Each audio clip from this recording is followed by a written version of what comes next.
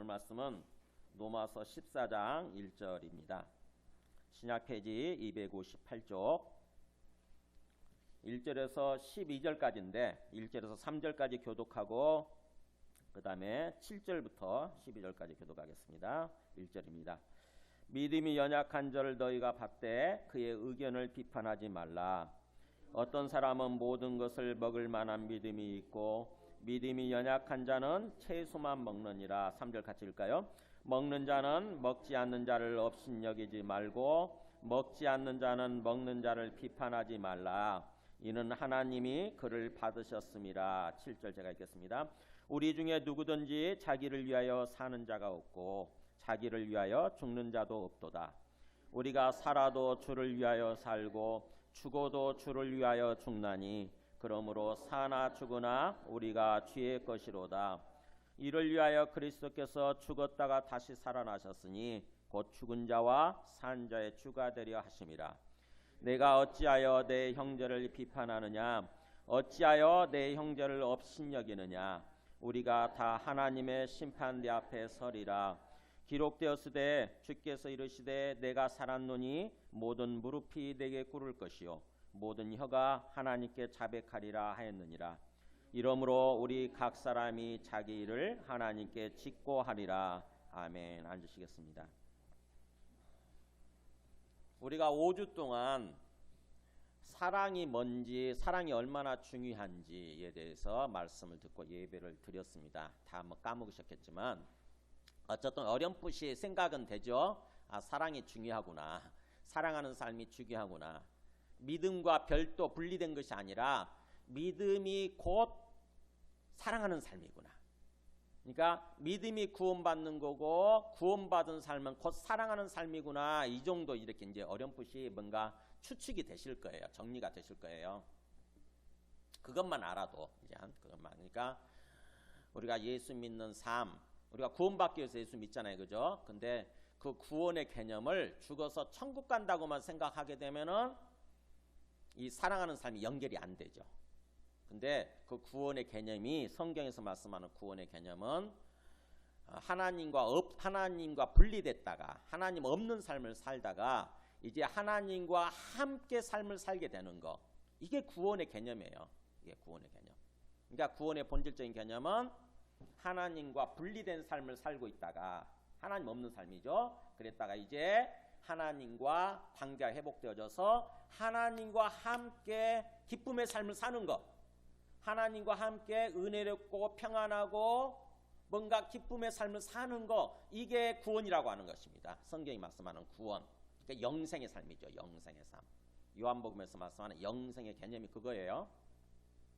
영생이라고 하는 것은 원래 문자 그대로 얘기한다면은 오는 세상의 삶이죠. 오는 세상의 생명 또는 오는 세상의 삶. 그 오는 세상이라고 하는 것은 장차 우리가 죽어서 가는 것이 아니라 예수님으로 말미암아 하나님과 함께 관계가 회복된 세상. 이게 오는 세상이거든요. 예수 그리스도로 말미암아 우리 하나님과 관계가 회복되어 가지고 새로운 세상을 사는 거예요. 새로운 생명의 삶을 사는 거예요. 그게 영생의 개념이에요. 영생의 개념. 근데 말 그대로 문자 그대로만 생각을 해가지고 영생을 영원히 사는 거 이렇게 생각해가지고 이 땅에서는 영원히 살지 못하니까 장차 우리가 죽어서 우리의 영혼이 죽지 않고 영원히 사는 거구나. 그게 영생이구나. 이렇게 생각하게 되면은 이 구원이란 말, 이 복음이란 말이 완전히 왜곡이 되는 거예요. 우리가 잘못 생각하는 거예요. 그래서 그게 아니고 복음은 하나님이 이 땅에 오셨다고 하는 그런 기쁜 소식이 복음이고요.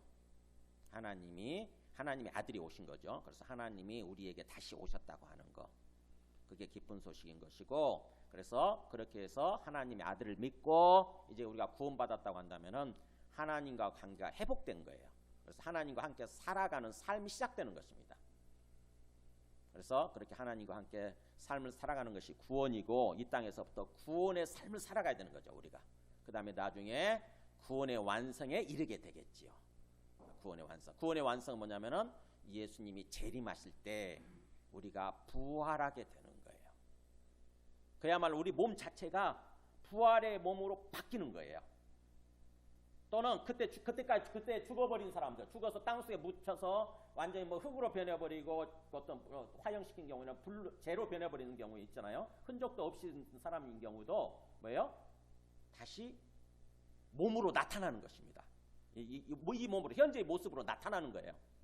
가장 건강하고 가장 아름답고 그런 모습으로 나타나게 되는 거죠. 그게 부활이에요.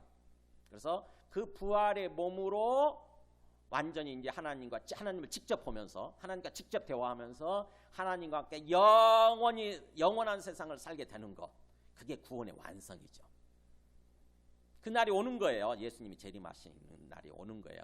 그래서 그날 때까지는, 구원의 완성에 이를 때까지는 이 땅에서 우리가 하나님과 함께 더불어 삶을 사는 것입니다.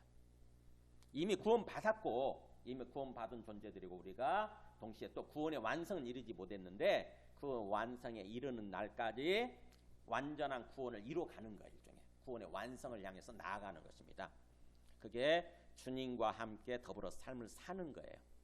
그게 바로 사랑하는 모습으로, 하나님 사랑하고 또 이웃 사랑하는 모습으로, 내게 주어진 영혼들을 사랑하는 모습으로 그렇게 사는 것, 그게 구원의 삶이라고 하는 것입니다. 그래서 거기까지가 우리가 5주 동안 말씀을 들은 거예요. 이 각도에서 바라보고 저 각도에서 바라보고 이렇게 말씀해 주신 거 들었죠. 그렇지만 다들 이제 까먹으셨을 거예요. 근데 이제 사랑이 중요하다고 하는 건 알겠는데, 문제는 삶의 현장 속으로 들어가서, 삶의 실제로 들어가서 사랑하려고 할 때 요게 좀 어렵다고 하는 거죠. 그렇죠? 실제로 사랑하려고 하고 보니까 어려운 거예요. 이게 말로는 쉬운데, 말로는 사랑해야 되는 거구나, 이게 사랑하는 삶이 중요하구나, 이건 알겠는데 실제 현장으로 들어가게 되면 이게 만만찮은 거예요. 쉽지 않잖아요. 그죠? 쉽지 않아요. 사람들을 사랑하기가 참 쉽지 않더라고. 쉽지 않아요. 제가 이번에 그 명절 때 고향에 가서, 저희 고향이 순창입니다. 고추장 유명한 데 있죠. 근데 거기에 유명한 게 그냥 강천산이라고 있어요. 강천산. 물로 유명해요. 물이 깨끗한 맑은 물로. 그래서 저는 저희 고향에 그게 있다고 하는 걸 알면서도 못 갔거든요. 지금까지 한 번도 못 갔는데 이번에는 꼭 가야 되겠다 해가지고 차로 불과 20분이면 가는데 갔어요. 갔는데 정말 좋긴 좋더라고요. 물이 너무너무 맑고 좋은데 문제는 거기 가서요, 제가 싸울 뻔했어요. 딱 이제 그 앞에 차가 나가려고 그래서 주차하려고 이제 깜빡이를 켜고 기다리는데 갑자기 다른 차가 푹 들어오는 거예요. 그 자리에.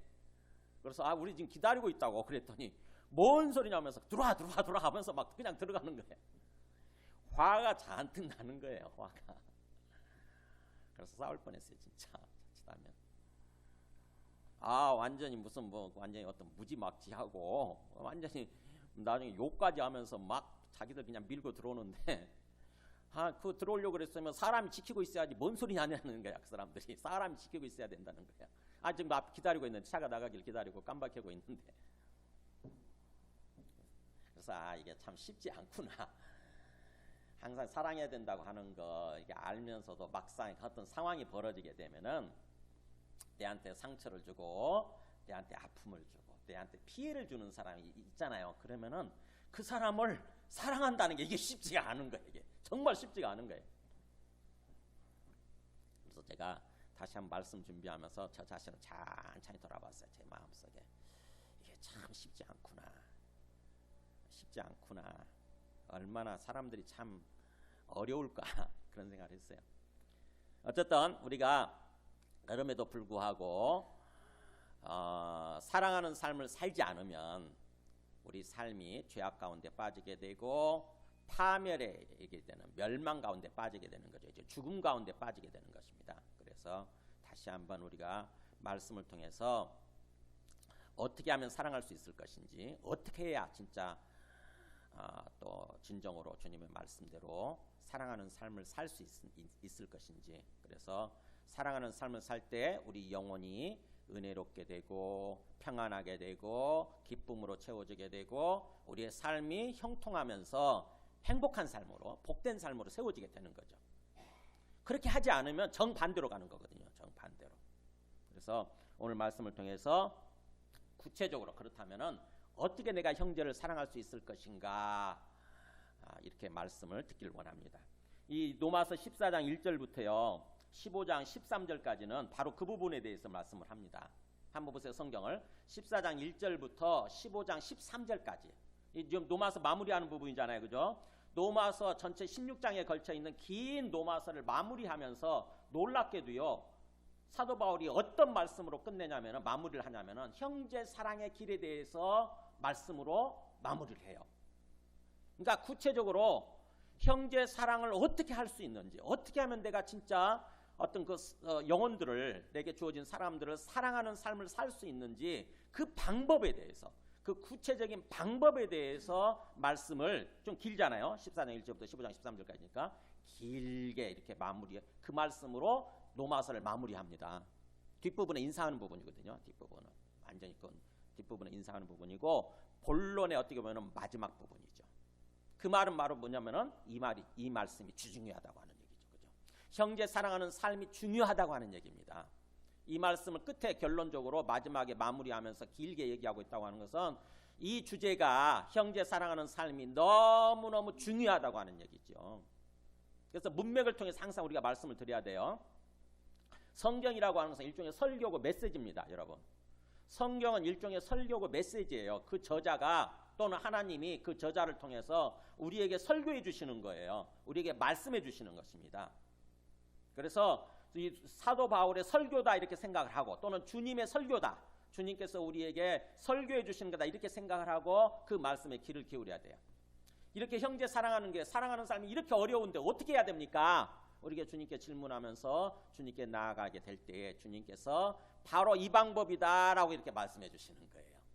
그래서 14장 1절부터 12절 오늘 본문은 1단계예요. 우리가 형제 사랑할 수 있는 방법, 형제 사랑의 길이 1단계에 대해서 얘기를 하고, 그 다음에 13절부터 23절까지는 2단계 어떤 식으로 또 어떻게 나아가야 되는가, 그 다음에 나머지 15장 1절부터 13절까지는 3단계, 그러면 어떻게 우리가 구체적으로 형제를 사랑할 수 있는지, 이렇게 방법을 가지고도 단계별로 3단계에 걸쳐서 얘기를 합니다. 자, 1단계는 뭐냐?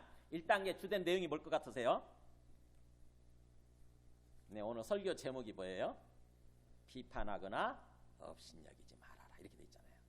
1단계, 우리가 형제 사랑할 수 있는 1단계 방법, 우리가 할 수 있는 방법 뭐냐? 비판하고 업신여기지 않는 거예요. 비판하는 말, 업신여기는 말을 내려놓는 것입니다. 그거. 거꾸로 생각하게 되면은 우리가 비판하고 업신여기는 삶을 살고 있다고 하는 거죠, 사실은. 그럼으로써 형제 사랑이 안 된다고 하는 것입니다. 바로 그것 때문에.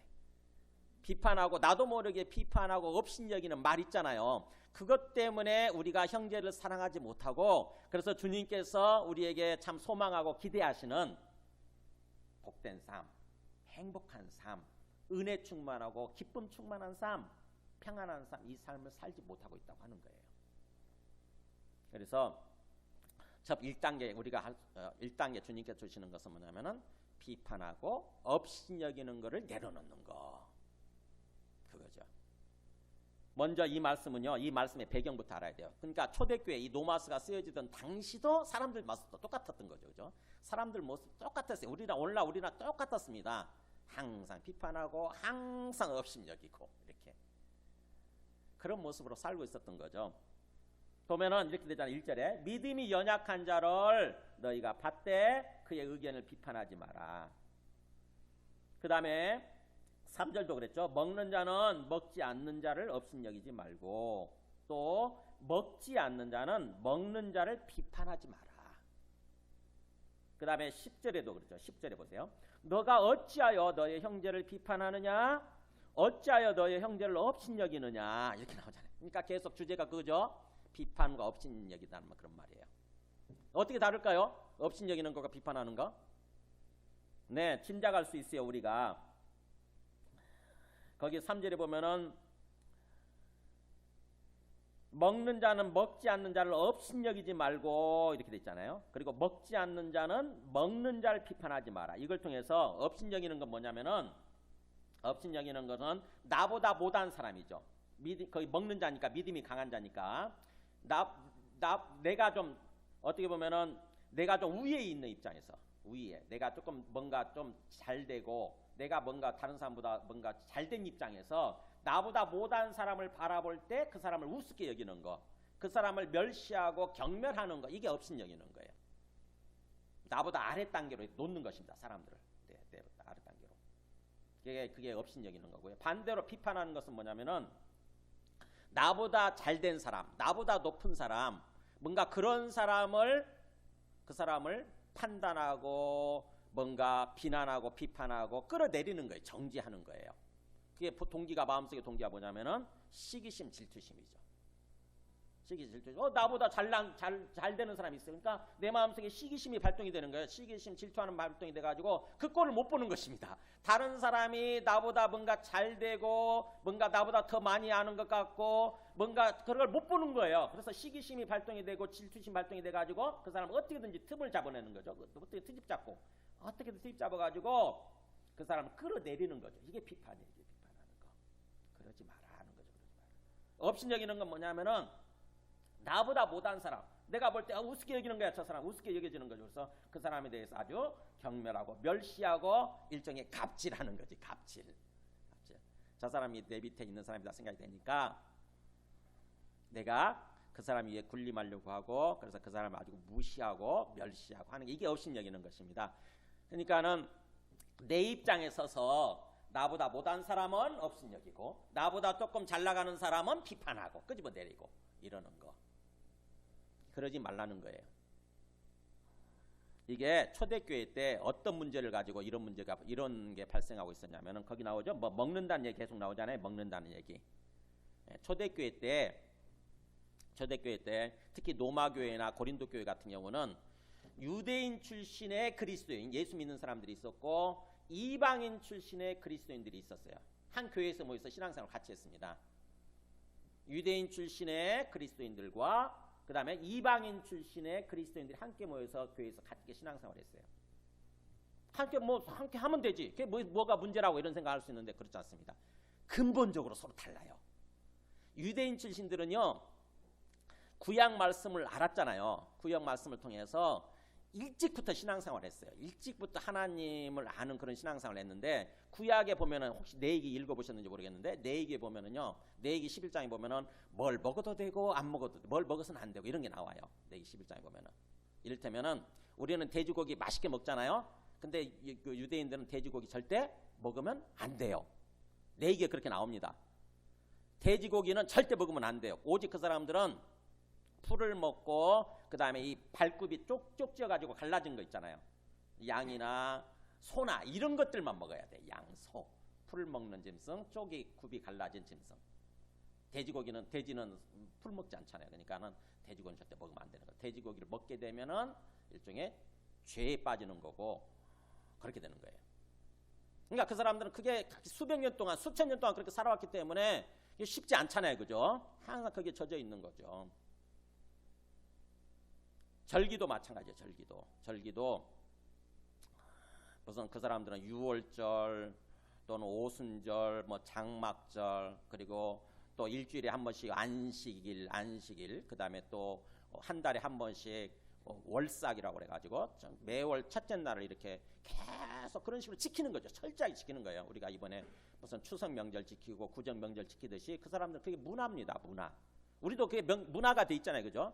뭔가 안 하면 이상하잖아요. 찝찝하잖아요.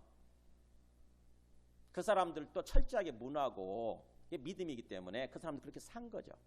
근데 예수님이 오셔서 이제 아무거나 먹어도 된다라고 예수님이 가르쳐 주셨어요.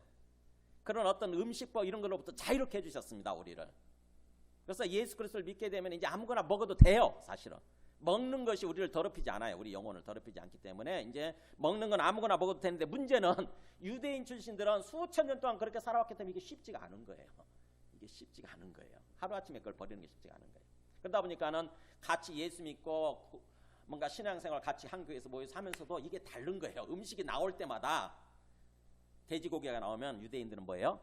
이거 먹으면 안 되는데 이런 생각을 하는 거고, 이방인들은 맛있잖아요. 이게 그냥 아무거나 먹는 거죠. 그러면서 그걸로 끝나면 되는데, 문제는 뭐예요? 판단하게 되는 것입니다. 유대인들은 이방인들이 그걸 먹는 걸 보면서 비판하는 거예요. 저것들 왜 저렇게 먹는 거죠? 먹지 말라고 하는 건데. 또 뭐예요? 이방인들은 유대인들을 향해서 저 믿음이 없어가지고 저는 또 못 먹고 자기가 자꾸 걸리적거리는 삶을 살고 이렇게 판단하게 되는, 업신여기게 되는 거죠. 그런 모습이 초대교회 때 일어난 거예요. 초대교회 때. 모일 때마다, 음식 먹을 때마다 갈등한다고 생각해 보세요. 앞에 있는 사람을 보면서 계속 업신여기거나 비판하고 있다고 하면 생각해 보세요. 내 마음속에. 막으로 표현 안 하지만 마음속에 제 그런 생각이 있다고 생각해 보세요. 얼마나 쉽지 않겠어요. 그죠? 삶이. 더군다나 그때 초대교회 당시에는 뭔가 음식을 유통하고 고기를 유통시킬 때 우상신전, 그 사람들은 항상 우상신을 섬기고 있었잖아요. 그래서 우상신전에다가 제사 드리고 그 제사 드린 고기를 유통시키는 거예요. 이렇게 시중에 판매하는 것입니다. 그러다 보니까 시중에 우리가 산 고기 있잖아요. 먹을 고기들이 다 어떻게 보면은 우상신전에 제사 드린 고기들이에요. 그러니까 믿음이 연약한 사람들은 내가 우상신전에 제사 드린 고기를 먹으면 안 되지. 마치 제사 음식 먹으면 안 된다고 생각하듯이. 혹시 이번에 추석에 가서 차례 지낸 고기나 음식 마음 놓고 드셨어요? 괜찮아요. 드셔도 그거 먹는 거, 음식 먹는 거 아무래도 괜찮아요. 감사 기도 드리고 먹으면 돼요. 그것 때문에 내가 그 귀신한테 제사 드린 건데 내가 저거 먹으면은 내가 뭔가 죄악 가운데 빠지고 내 영혼을 더럽히는 거 아닌가? 천만의 말씀이에요. 괜찮아요. 근데 유대인들이 그렇게 생각할 수 있다고 하는 것입니다. 믿음이 연약한 사람은 그렇게 생각하죠. 당연히. 그잖아요. 믿음이 연약한 사람들은 자꾸 그렇게 걸리적거린다고요. 자꾸. 그런 일이 벌어졌던 거예요. 초대교회 때. 그래서 보면 그렇게 나오잖아요. 2절에 어떤 사람은 모든 것을 먹을 만한 믿음이 있지만, 믿음이 강한 사람들이잖아요. 진짜 살아계신 하나님, 진짜 주님을 믿는 사람들은 믿음 안에서 자유롭게 되는 거죠. 우리 영혼이. 그러니까는 아무거나 먹을 수 있어요. 그게 중요한 게 아니잖아요. 주님이 선포해버렸으니까. 근데 믿음이 연약한 사람은 어떻게 됩니까? 자꾸 걸리적거리는 두려운 거예요. 그래서 어떤 사람은 모든 것을 먹을 만한 그 믿음, 강한 믿음이 있지만, 반대로 믿음이 연약한 사람, 믿음이 아직 약하고 어린 사람은 뭐예요? 그거 못 먹고, 고기는 못 먹고, 제사 드린 고기니까 못 먹고 채소만 먹는 거죠. 채소만. 영혼을 더럽힐까 봐. 그런 쓴다고 하는 거죠. 그런데도 불구하고 사도 바울이, 또 주님이 사도 바울을 통해서 권면하는 것은 뭐예요? 3절에 먹는 자는, 믿음이 강한 자죠? 먹는 자는 먹지 못하는 사람, 믿음이 연약해서 먹지 못하는 사람 어떻게 하라고요?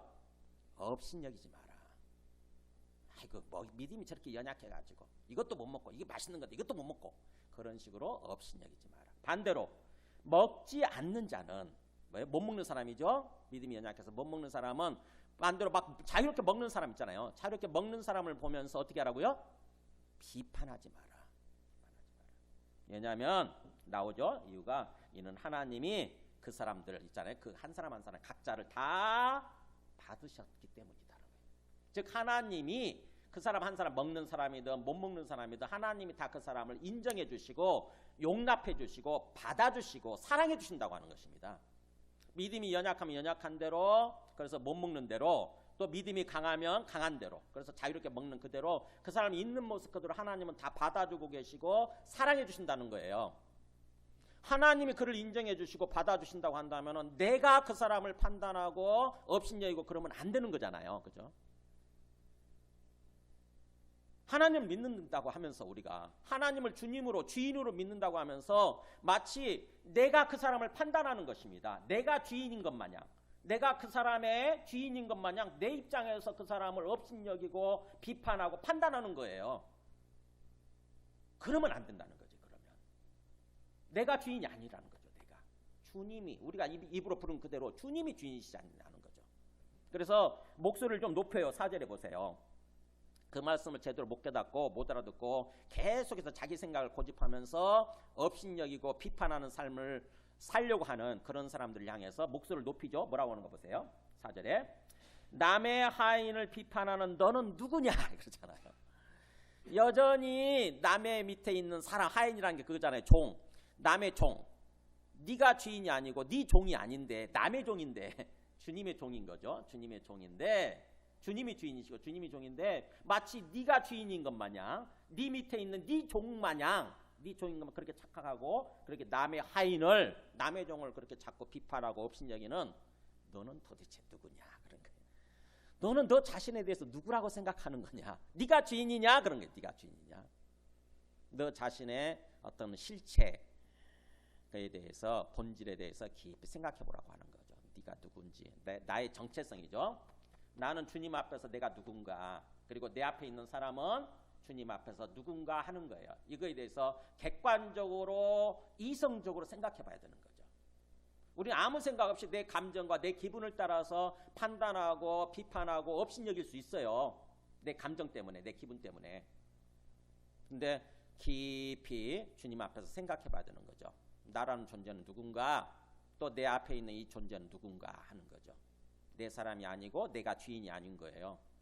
주님이 저 사람에게 생명을 주셨고, 주님이 저 사람을 구원해 주셨고, 또 주님이 저 사람을 완전한 구원으로 인도에 가시고 계시는 중인 거예요. 나는 그 사람을 사랑하고, 그 사람이 어떻게 보면 그 사람이 실족했을 때 중보자 역할을 일로 세워졌을 뿐이지, 중보자로 세워졌을 뿐이지, 내가 할 수 있는 게 없어요. 사실은요. 내가 그 사람을 판단하고 미워하고 정지하고 그럴 권한이 내한테 안 주어져 있는 거죠. 근데 우리는 착각을 해요. 항상 내 감정이 틀리니까, 내 기분이 틀려가지고 저 사람 못마땅한 거죠. 그래서 그 사람을 업신여기게 되고 미워하게 되고 판단하게 되고 비판하게 되고, 우리는 그 속에 젖어 있어요. 사실은요. 그 문화 속에 젖어 있습니다. 제가 가만히 생각해 봤어요. 이 말씀을 생각하면서 저도 보니까는 끊임없이 뭔가 비판하고 판단하고 그런 말을 하고 있더라고. 그런 생각을 하고 있고 그런 말을 하고 있고. 그래서 가만히 보니까 저뿐만 아니라 우리 한국 기독교, 또 우리 한국 사람들 전체가 다 그 문화 속에 젖어 있는 것 같아요. 일반적으로 문화 자체가 그런 것 같아요. 지금 현재 문화 자체가, 심지어는 정치도 딱 반절 쪼개져 있잖아요. 진보와 보수로 쪼개져 있어가지고 끊임없이 상대방을 판단하고 비판하고 무시하고 이런 모습 속에 지금 젖어 있죠. 그게 자연스러운 거잖아요. 지금 현재 그게 자연스럽게 여기고 그걸 당연하게 여기면서 살아가고 있잖아요. 그래서 텔레비전 켜면 그런 내용 나오고, 스마트폰 켜면 그런 내용 나오고, 미디어도 보수와 진보로 딱 쪼개져 가지고 보수는 진보 쪽을 완전히 그렇게 판단하고 비판하고, 또 진보 쪽은 또 보수를 다 또 그렇게 또 뭔가 그렇게 또 비판하고 판단하고, 끊임없이 그 문화 속에서 우리가 젖어 살고 있더라고. 그러다 보니까 그게 완전히 익숙해 있는 거예요. 몸에 배 있는 거예요. 우리 정신을 사로잡고 있는 거예요. 그래서 신앙생활 하면서도, 예수 믿고 신앙생활 하면서도 교회 와서도 똑같은 모습이 연출이 되는 거죠. 똑같은 모습으로 사는 거예요. 내 마음에 안 들면,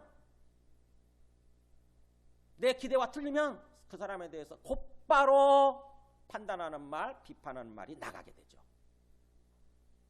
그러면서 우리는 속 시원히 여기잖아요. 그죠? 내가 비판하고 판단하면 속 시원하잖아요. 마음이 속 시원한데, 그러면서 우리 영혼이, 우리의 삶이 죄와 사망의 구렁텅이로 떨어지고 있다고 하는 것을 우리가 깨닫지 못하는 거예요. 사실은 죄와 사망의 구렁텅이로 떨어지는 거거든요. 내가 그렇게 하는 순간 우리 영혼이 잘못되게 되고 왜곡되게 되고, 그래서 우리의 인격이 뒤틀리고 그런 모습으로 나타나고, 우리의 삶이 뭔가 결코 복되지 않은, 결코 행복하지 않은 그런 삶으로 떨어지게 되는데, 그걸 전혀 우리는 깨닫지 못하는 거죠. 그냥 사람들이 그렇게 사니까, 우리 문화 자체가 그러니까 그게 당연하고 자연스러운 걸로 생각하면 사는 거죠. 근데 하나님은 그러시는 거예요. 그렇게 되면은, 그렇게 하는 그런 삶을 살지 말라고. 그렇게 되면은 우리가 결코 주님이 원하시는 그런 은혜롭고 기쁨의 삶을 살지 못하니까. 그래서 남의 하인을 비판하는 너는 도대체 누구냐? 너 자신의 정체성에 대해서 잘 생각해 보라고 하는 거죠. 그러면서 그가 서 있는 것이나 넘어지는 것이나, 그러니까 그가 제대로 딱 믿음 안에 서 있든지 아니면 그가 또 넘어지든지 실족하든지 간에 네가 주인이 아니다. 네가 알아서 할 바 아니고 자기 주인에게 있다. 그게 바로 주님이신 거죠. 주님 손 안에 있는 거니까 주님이 그 사람을 세워주실 거다. 궁극적으로 그 사람을 세워주시고, 왜냐하면 그를 세우시는 권능이 바로 주님께 있기 때문이다 라고 하는 거예요. 즉 다시 말하면 주님이 그 사람의 주인이다. 네가 주관하고 네가 판단하고 미워하려고 하지 마라. 주님 앞에서 생각해라고 하는 거죠. 우리가 해야 될 일은 그를 위해서 중보기도 하고 그를 위해서 말씀으로 올바르게 권면하고 그 다음에 그를 사랑하는 것뿐인 거죠. 그것만 우리에게 주어져 있는 거지 마치 내가 하나님인 것 마냥 내가 주인인 것 마냥 그 사람을 막 업신여기고 판단해버리고 재판해버리고 심판해버리고 그러면 안 된다고 하는 거예요. 이 비판이란 말이 심판이란 뜻이거든요. 심판. 그걸 내려놓으라고 하는 거죠. 절기도 마찬가지. 절기도 그 5절 6절은 절기 문제입니다. 절기 지키는 것도 어떤 사람은 어떤 절기에 대해서 아주 중요하게 여기면서 중요하게 지키지만 어떤 사람은 똑같은 거죠. 그냥. 그래서 보세요. 어떤 사람은 이 날을 전날보다 낮게 여기고 더 중요하게 여기고 또 반면에 어떤 사람은 모든 날을 다 똑같게 여기나니. 그러니까 앞에 어떤 사람은 유대인들이겠죠. 유대인들은 항상 그 문화 속에 젖어왔기 때문에 뭔가 유월절이나 오순절이나 장막제나 이런 게 오면은 철저하게 그걸 중요시 여기고 지키려고 하게 되는 거죠. 예수 믿는 그리스도인이라도. 반대로 우리 이방인 출신들은 뭐예요? 똑같잖아요. 유월절이든 오순절이든 장막절이든 어떤 때는 그 절기가 있는 것조차도 모르고 지나가 버리잖아요. 똑같은 거예요. 모든 날이 주님 안에서 사실은 똑같은 거죠. 믿음이 깊어지고 믿음이 성숙해지게 되면은 뭐예요? 하루하루가 다 똑같습니다. 주님 앞에서 다 중요한 날이죠. 사실은 항상 주님 앞에서 사는 날이에요. 우리가 주일날 이렇게 와서 예배드리지만 사실은 주일날 예배드리고 예배드린 걸 통해서 이걸 깨닫고 나머지 6일도 주일처럼 보내야 돼요. 원래 나머지 6일도 주일처럼 주님 앞에서 시간을 보내는 것입니다. 항상 주님 생각하고 주님과 교제하면서 그게 주일 예배드리는 것의 어떤 의미고 목적이에요. 그래서 그렇기 때문에 각각 자기 마음으로 확정할지니라. 그러니까 믿음이 깊어져서 믿음을 통해서 깨달아서 자기 마음에 확정을 하고 자기 마음의 확신을 따라서 걸어가라고 하는 거예요. 자기 마음의 믿음 말을 따라서 확신 있게 살라. 그래서 나를 중히 여기는 자도 주님을 위해서 중히 여겨야 되는 거고 거기 나오죠. 주님을 위해서. 6절에 또 먹는 자도 마음껏 먹어버리는 자도 있잖아요. 뭐 제사 드린 고기든 제사 드린 음식이든 뭐든 간에 마음껏 먹는 자도 초점이 뭐야 돼요? 주님을 위해서. 주님 때문에. 반대로 먹지 않는 자도 나오죠. 먹지 못하는 자지. 정확히 얘기하면 먹지 못하는 자도 또 어떤 날을 구별하는 날 자도 왜요? 그 초점이 주님을 위해서. 주님을 위해서 그렇게 해야 된다고 하는 거죠. 그래서 하나님께 기도하고 감사하면서 그렇게 사는 거. 그게 주님께서 우리에게 원하시는 그런 삶이라고 하는 것입니다. 그렇기 때문에 7절에서 9절은 이제 그렇게 우리가 뭔가 비판하고 업신여기고 그래서는 안 되는 것과 관련해서 우리 신앙의 본질을 얘기해요. 신앙의 본질. 이게 믿음과 연결되어 있다고 하는 것입니다. 믿음. 우리 그리스도 신앙의 본질이 뭐냐 하는 거예요. 우리가 예수 그리스도를 믿고 이 땅에서 삶을 살아야 되는데 구원의 삶을 사는 건데 그 신앙의 본질이 뭐냐? 본질이 뭐냐? 예수 그리스도를 믿고 사는 삶의 본질이 뭐냐 하는 거예요. 7절에서 9절 한번 보세요. 7절에 나오잖아요. 7절 한번 같이 읽을까요? 시작. 우리 중에 누구든지 자기를 위하여 사는 자도 없고 자기를 위하여 죽는 자도 없도다. 천천히 생각해보세요. 이게 무슨 말인가? 자기를 위하여 우리 자신을 위해서. 그러니까 예수 그리스도를 진정으로 주님으로 믿는다고 한다면은 내 삶의 목적이나 목표 방향이 나를 위한 삶이 되면 안 된다고 하는 것입니다. 뭘 먹든지 마시든지 또는 무슨 절기를 지키든지 안 지키든지 그 초점이 뭐냐? 근본적으로 주님께 초점 맞춰야 된다는 거예요. 주님을 위해서. 근데 예수님을 믿는다고 그러면서도 그래서 입으로는 주님 부르면서도 우리의 어떤 우리의 모습, 우리의 어떤 육체적인 모습, 육신적인 모습은 나를 위해서 맞춰져 있죠. 철저하게. 그죠? 나를 위해서 살고 나를 위해서 이렇게 죽고 그런 모습으로 돼 있죠. 근데 그리스도를 믿는 신앙의 본질은 그러면 안 된다고 하는 거예요.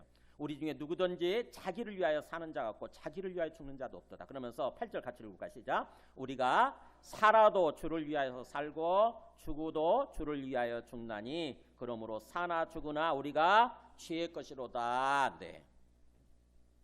그러니까 우리가 진짜 주님을 믿는다고 한다면은 우리가 삶의 목적이 뭐에 맞춰져야 되냐면 주님이에요. 주님. 그리고 죽어도 그렇게 살다가 순교하게 돼도 이런 뜻입니다. 이게 순교하게 돼도 순교하게 된다 할지라도 주님을 위해서 순교하는 것. 그것이 바로 우리가 그래서 살든지 죽든지 이 땅에서 살든지 죽든지 우리는 주님께 속해 있는 주님의 것, 주님의 소유물이라고 하는 거예요. 주님이 주인이라고 하는 것입니다. 우리의 삶 전체가, 우리의 생명이나 우리의 삶 전체가 주님께 속해 있는 주님의 것이라는 거예요. 그게 주님을 믿는 신앙생활의 본질이라고 하는 것입니다. 그것을 위해서 9절 같이 읽고 하시자. 이를 위하여 그리스도께서 죽었다가 다시 살아나셨으니 곧 죽은 자와 산 자의 주가 되리 하심이라. 우리가 죽든지 살든지 아니면 이미 죽은 사람이든지 아니면 살아있는 사람이든지 진정으로 그분이 우리의 주인 되시기 위해서, 우리의 삶의 주인 되시기 위해서 바로 그리스도께서 오셔서 십자가에서 죽으셨는데 부활하셨다고 하는 것입니다. 그리스도께서 오셔서 십자가에 죽으시고 부활하셨다고 하는, 우리의 주님이 되시기 위해서. 그래서 우리가 예수님을 믿는다고 하는 것은 바로 예수님의 그 십자가의 죽음과 부활을 통해서 예수님을 주와 그리스도로 믿고 살아가는 거예요. 주와 그리스도로. 이게 복음입니다. 이게 복음. 이게 복음이고 이게 믿음이에요. 이게 믿음. 그러니까 우리가 예수님을 믿는다고 그럴 때 그냥 막연히 그런가 보다 하고 믿으면 안 돼요. 그런가 보다 뭐 예수라는 존재가 있었대. 그래서 예수라고 하는 거 믿으면, 그래서 교회만 다니면 죽어서 천국 간대. 이런 식으로 믿으면 안 돼요. 예수님이 누구신가를 정확하게 알고 그 다음에 제대로 믿어야 돼요. 우리 사도들도 사실은 마찬가지였죠. 사도들도요, 예수님이 죽으실 때까지만 해도 예수라는 존재가 누군지 몰랐어요. 그냥 아주 훌륭한 선생님이었죠. 나의 선생님, 나에게 말씀을 잘 가르쳐 주신 아주 훌륭한 랍비 선생님이었어요. 그랬는데 그랬던 제자들도 예수님이 부활하셔서 나타나셨을 때 그들의 관점이 바뀌기 시작해요. 예수님에 대한 관점이. 한번 어떻게 바뀌나 한번 보실래요? 그 두 번째 말씀 보여주세요. 요한복음 20장 28절에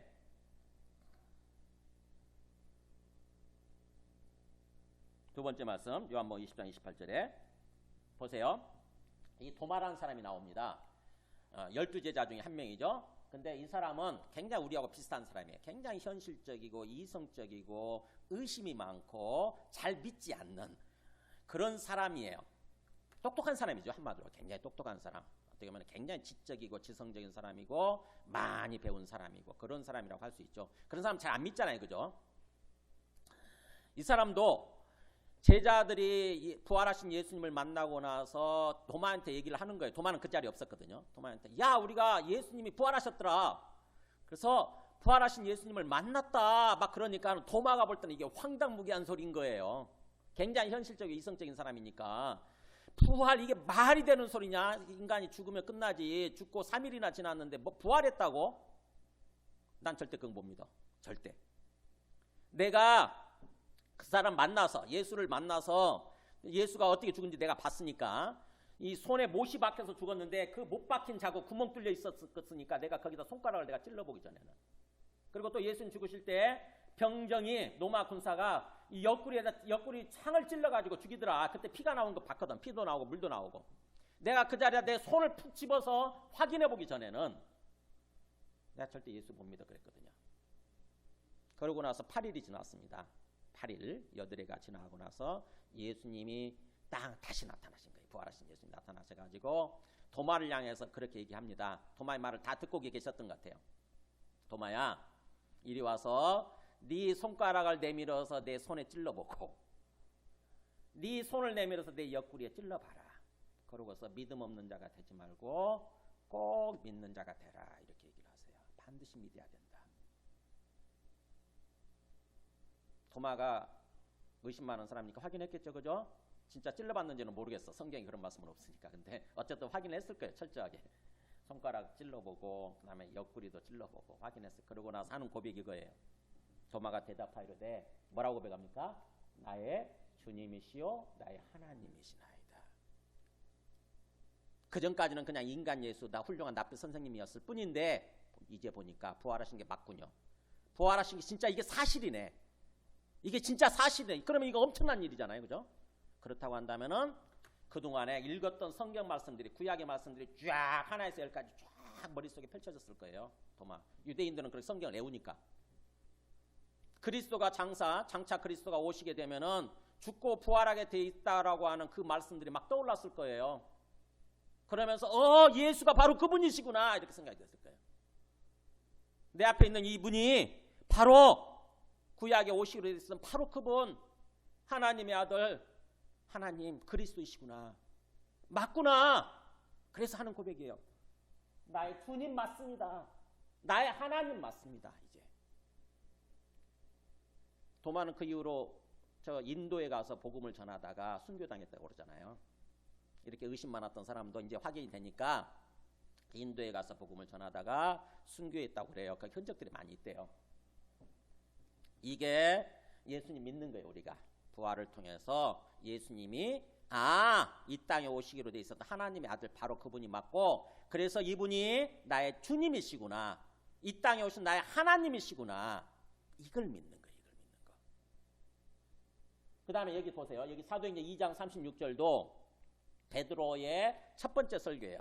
예수님이 승천하시고 나서 열흘 후에 하늘로 올라가시고 나서 제자들이 본 앞에서 하늘로 올라가시죠. 하늘로 올라가시고 나서 열흘 후에 성령이 진짜 임하는 거예요. 예수님이 말씀하신 대로 성령이 그 모여있던 사람들 머리에서 각자에 다 성령이 임한 거예요.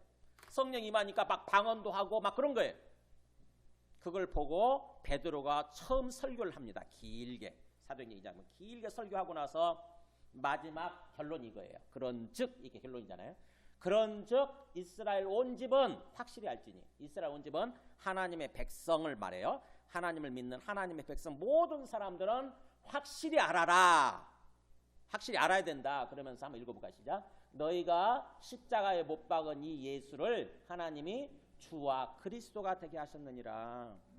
너희가 못 모르고 예수를 십자가에 못 박아 죽였는데, 하나님 못 오겠다고, 신성 못 오겠다고 그래서 십자가에 못 박아 죽였는데, 너희가 그 십자가에 못 박은 그 예수를 하나님이 다시 살리셔서 부활시키신 거죠. 다시 살리셔서 그 다음에 하늘로 끌어올리시고, 그 다음에 하나님 우편에 앉히시고, 그 다음에 성령을 이제 예수님 대신하는 보혜사로서 성령을 보내주셔서, 그런 뜻이에요. 그런즉이란 말 앞에 있는 내용을 다 요약하는 것입니다.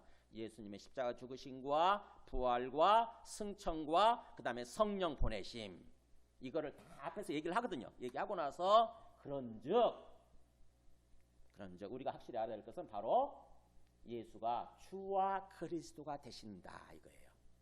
하나님이 그렇게 하셨다고 하는 것입니다. 하나님이 그를 부활시키시고 승천시키시고 그 다음에 성령을 보내주심으로써 바로 예수가 이 땅에 오신 주님이시고 그리스도다라고 하는 것입니다.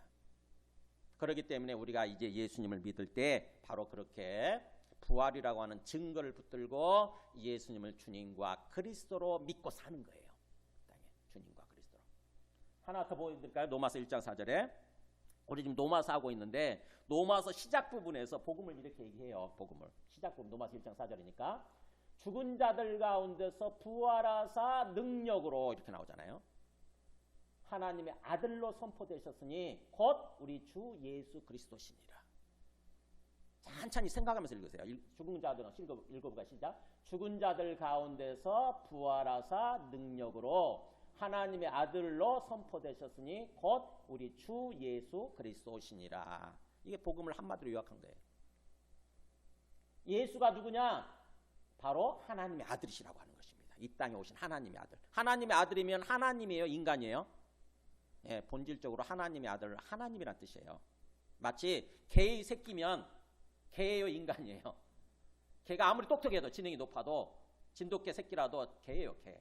마찬가지로 사람의 자식이면, 사람의 아들이면 뭐예요? 네, 사람인 것입니다. 반대로 하나님의 아들이면 그게 신분이 본질적으로 뭐예요?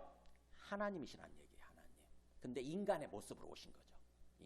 하나님의 아들이신 분. 그래서 예수님은 하나님의 아들, 하나님이시자 또 인간이 되신 거예요. 이게 우리 논리로는 잘 이해가 안 되지만 어떻게 그럴 수가 있나. 그래서 예수님을 그렇게 뭘로 믿는 겁니까? 죽은 자들 가운데서 부활의 능력으로, 죽은 자들 부활하심으로써 하나님의 아들이라고 선포되셨으니 그래서 예수님은 곧 주와 그리스도가 되시는 분이시다, 이런 뜻이에요. 주 예수 그리스도, 이게 이름이 아니에요. 이런 게 나올 때마다 쭉 읽어버리면 안 되고 이렇게 풀어서 읽는 거예요. 주가 되신 예수님 그러면서 그리스도가 되시는 분이시구나 이런 뜻이에요. 이게 즉 주와 그리스도가 되시는 예수 이렇게 되는 것입니다. 주와 그리스도가 되시는 예수. 아까 그 사도행전 2장 36절에 얘기한 것처럼 주와 그리스도가 되게 하셨느니라. 이게 예수 그리스도를 믿는 우리의 신앙 고백의 본질이에요. 그러니까 예수님을 믿으세요 그러면 우리 대답하죠. 예수님 믿으세요? 네 믿습니다. 그러면 이제 두 번째 질문. 예수님이 당신한테 누구세요? 이렇게 질문했을 때 뭐라고 대답해야 됩니까? 나에게 주님이시고 그리스도이십니다. 이렇게 고백을 해야 돼요. 나의 주인이에요. 나의 주인. 다른 게 주인이 아니라 나의 생명의 주인, 나의 삶의 주인은 바로 예수님입니다. 왜냐하면 그분이 하나님이시니까. 그리고 그분이 나의 구원자이십니다. 이렇게 고백해야 돼요. 그리스도 구원자이십니다. 그분을 믿을 때 나를 온전한 구원으로 인도해 가시는 거예요. 완전한 구원으로. 그렇다고 한다면 예수님을 믿으면서 뭐예요? 예수님을 주님이라고 부르면서 더 이상 내가 주인 되면 안 되는 거죠. 그게 중요해요. 그게. 예수님을 주님이라고 그리스도라고 고백한다고 한다면 더 이상 내가 주님이 되고 더 이상 내가 뭔가 구원할 것처럼 내 인생을 구원할 것처럼 내가 그리스도가 되면 안 돼요. 그리고 이 세상 것들도 주인이 되면 안 돼. 이 세상에 굉장히 중요한 것들 있잖아요. 탐나는 것들. 내 돈이 됐던 내 물질이 됐던 또는 내 권력과 내 명예가 됐던 그 어떤 것도 그게 주인인 것처럼 생각할 수 있는데 절대로 주인 되면 안 돼요. 그걸 주인 삼으면 안 된다고. 그냥 이 땅에서 살아가는 동안 필요한 거고 우리가 이용할 수 있는 것들 뿐이에요. 이용하는 것들이에요. 이용하는 것들. 하나님 우리한테 필요하니까 이 땅에서 주는 것들이거든요. 이 땅에 살아가는 동안. 그래서 이 땅 삶이 끝나면 뭐예요? 다 놓고 가라 그러잖아요. 그죠? 아무것도 못 갖고 가요. 동전 하나, 10원짜리 하나 못 갖고 가요. 여러분 신고 있는 양말도 다 놓고 가야 돼. 우리 영혼이 그냥 가요. 공수대 공수고 빈손으로 왔다가 빈손으로 가게 돼 있어요. 아무 하나도 못 갖고 갑니다. 절대로 그것들이 내 주인 될 수 없어요. 근데 우리는 착각하면서 살잖아요. 그게 중요하다 보니까 어느 순간에 마치 그게 있으면 나를 구원해 줄 것 같고 나를 행복하게 만들어 줄 것 같으니까 그걸 하나님처럼 주인처럼 떠받들고 살거든요. 근데 본질은 뭐냐? 영적 세계의 본질은 그게 내려놔야 된다고 하는 거예요. 그렇다고 하나님이 다 걷어가시냐? 그렇진 않아요. 아이고 이게 내가 주인이 아니 이게 내 주인이 아닙니다. 오직 내 주인은 주님이실 뿐입니다. 이렇게 고백한다고 해서 그러면 됐다는 듯이 기다렸다는 듯이 네 거 다 내놔 주님이. 그런 분은 아니라고요. 절대로 그런 어떤 그건 유치한 생각하지 마세요. 우리 영혼이 자유롭기를 원하시는 거예요. 우리 영혼이 평안하고 자유롭게 되기를 원하시는 거예요. 그래서 우리 마음속에서 진정으로 이 세상 것들 다 내려놓으면 주님 밑에다 다 내려놓으면 주님이 주인 되시기 시작하고 그러면 우리 영혼에 평안이 있고 기쁨이 있고 자유함이 있는 그런 삶을 사는 거예요. 진짜 복된 삶을 사는 거예요. 그 얘기입니다. 그래서 우리 신앙의 본질에 대해서 얘기하고요. 그 다음에 또 하나 우리가 왜 형제를 비판하고 업신여기면 안 되냐, 비판하거나 업신여기면 안 되느냐. 한 가지 더 기억해야 될 것이 바로 10절에서 12절이에요. 뭡니까? 언젠가 우리가 하나님의 심판대 앞에 서게 된다고 하는 것입니다. 그잖아요. 10절에 너가 어찌하여 너의 형제를 비판하느냐, 어찌하여 너의 형제를 업신여기나 같이 읽고 가시자. 우리가 다 하나님의 심판대 앞에 서리라. 언제 설까요? 예수님 재림하실 때. 예수님 재림하시고 그래서 우리가 부활하게 되고 부활의 몸으로 심판대 앞에 그 말은 재판정에 선다고 하는 것입니다. 즉 재판장이신 하나님 앞에 서서 어떻게 됩니까? 재판받을 때 우리가 죄진 거, 우리 잘못한 거 다 고백해야 되잖아요. 그죠? 다 그 증거를 들이밀 때 그잖아요. 검사가 증거 들이밀면은 그거 증거 꼼짝 못한 증거면 다 인정할 수밖에 없잖아요. 그렇게 재판받는 거 아닙니까? 그렇듯이 하나님이 우리에게 우리가 살아온 삶의 족적들 있잖아요. 이거 CCTV에 다 찍혀 있으니까 그거 다 보여주실 거예요. 이게 요한계시록식으로 얘기하면 우리 책에 기록이 된다잖아요. 우리 각자의 책이 있어가지고 각자의 전기, 각자의 자서전 그게 다 있어요. 그래서 거기다 다 기록이 되고 있는 거죠. 오늘 제가 이 설교하는 것도 다 기록이 될 거예요. 다 기록이 돼가지고 들이미는 거죠. 하는 나중에. 그러면은 진짜 맞구나 저거. 내가 몇 월 며칠 날 어떻게 했는데 저거 고백을 하게 되는 거예요. 우리가 고백을. 그 얘기예요. 이사야 말씀 인용하면서 그죠. 11절에 기록되었으되 이사야 말씀에 주께서 이르시되 내가 살았노니 그 말은 내가 살아있노니 그런 뜻이에요. 내가 살아있노니 모든 무릎이 내게 꿇을 것이고 모든 혀가 하나님께 자백하리라. 이렇게 말씀이 기록된 것처럼 이제 12절에 이러므로 우리 각 사람이 우리 각자가 그런 뜻이죠. 우리 한 사람 한 사람 모두가 각자가 자기 일이라는 게 뭐예요? 자기가 살아온 삶의 일들이에요. 행위한 것들, 말한 것들, 형제 비판하고 형제 업신여기고 막 그랬던 것들, 내가 강천사 가서 제가 가서 싸울 뻔했던 얘기, 이거를 다 하나님께 직고하리라. 하나님께 다 고하게 돼 있다고 하는 거죠. 이거 생각하면 좀 끔찍하죠, 그죠? 굉장히 무섭잖아요. 와, 나만 아는 죄들이 있는데 하나님은 모른다고 생각했지. 아무도 몰랐기 때문에, 모르기 때문에 하나님도 모를 거라고, 하나님도 안 봤을 거라고 생각하는데 거기 가 보니까 다 기록이 돼 있어가지고 하나님이 다 보여주시는 거예요. 그러면서 네가 했냐, 저렇게 했냐? 그러면 몇 월 며칠 날 다 생각나게 해주시겠죠. 우리 기억력이 최고로 좋아질 거예요. 그때는 다 기억나게 해주셔가지고 맞습니다, 하나님, 맞습니다 그럴 거 아닙니까? 그런 날이 온다고 하는 게 그런 날. 그러니까 우리가 예수님 믿고 이 땅에서 삶을 살 때에 요게 기억이 되면, 이게 우리 마음속에 있으면 조금 조심하겠죠, 그죠? 좀 조심할 거 아닙니까? 뭔가 비판 업신여기고 싶은 생각이 들어도, 비판하는 말이 내 입에서 튀어나오려고 해도 내가 이거 언젠가 나중에 얘기해야 된다는데, 하나님 앞에서, 재판정 앞에서 얘기를 해야 된다는데, 그러면 쏙 들어가겠죠. 뭔가 절제가 되겠죠. 그래서 이거를 기억해야 된다고 하는 것입니다. 그러니까는 말씀을 정리합니다. 우리가 형제 사랑의 길 첫 번째 단계는 뭐예요? 절대로 업신여기거나 비판하는 말을 하면 안 돼. 그것부터 절제하는 거예요. 그것부터 내려놓는, 그게 출발점입니다. 그게 출발점. 우리는 끊임없이 거기에 거의 자동 반사 형식으로 그렇게 되게 돼 있어요. 지금 우리가 거기에 익숙해 있거든요. 완전 우리 문화 자체가, 또 우리가 선악과를 먹은 다음부터, 그잖아요. 선과 악을 판단해, 우리 스스로 항상. 이게 옳고 이게 저게 틀리고, 저 사람이 옳고 저 사람 틀리고 하면서 끊임없이 우리가 하나님 위치에 올라서 가지고 계속 누군가에 대해서 비판하고 판단하는 삶을 살아가고 있어요. 우리 문화 자체가 지금 현재 그렇고, 모든 사람들이 그렇게 산다고. 근데 그거를 다시 한번, 그거를 멈추고 그걸 절제하는 것부터 우리의 구원이 어떻게 보면은 온전히 이루어져 가는 거예요. 우리 영혼이 회복되어져서 은혜롭게 되고 평안해지고, 그 다음에 기쁨으로 충만하게 되고, 삶이 형통하면서 뭔가 행복한 삶으로 세워지게 되는 것입니다. 이거를 아셔야 돼, 이거를. 그러니까 제일 먼저 뭔가 형제 사랑하는 길이 거창한 게 아니라, 내가 무슨 뭔가를 막 사다가 막 갖다 주고 이런 것부터가 아니라 뭐예요? 출발점이 업신여기는 말, 비판하는 말, 그것부터 딱 멈추는 거. 그것부터 시작된다고 하는 것입니다.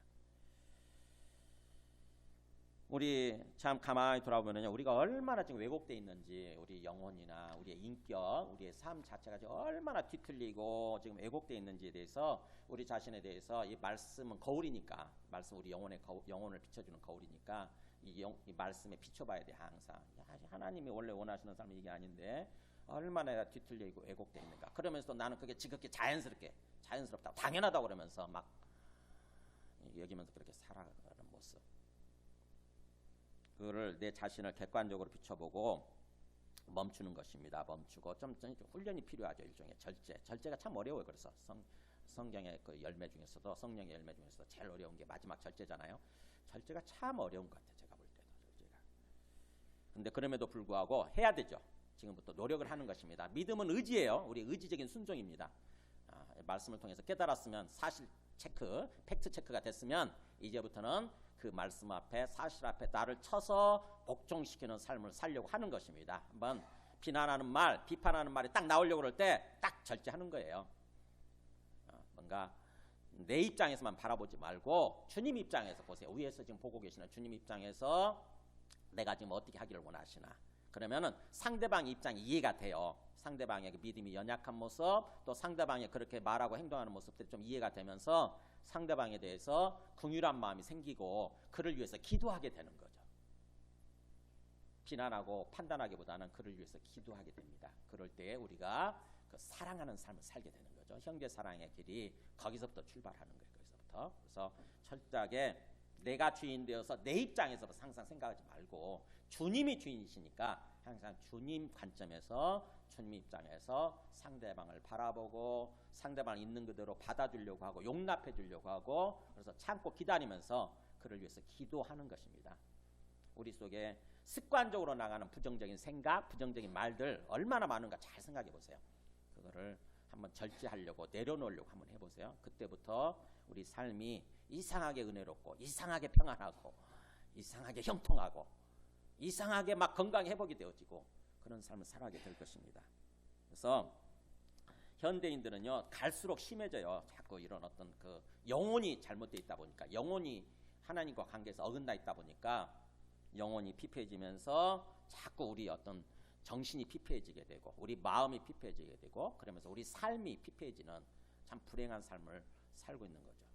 그래서 거기로부터 치유되고 회복되는 그런 삶, 그래서 건강하고 행복한 삶을 살아가는 어떤 그 비결, 시작은 뭐냐면은 바로 업신여기는 말, 비판하는 말, 이것부터 절제하는 것입니다. 우리 함께 찬송하고 기도하겠습니다. 찬송가 325장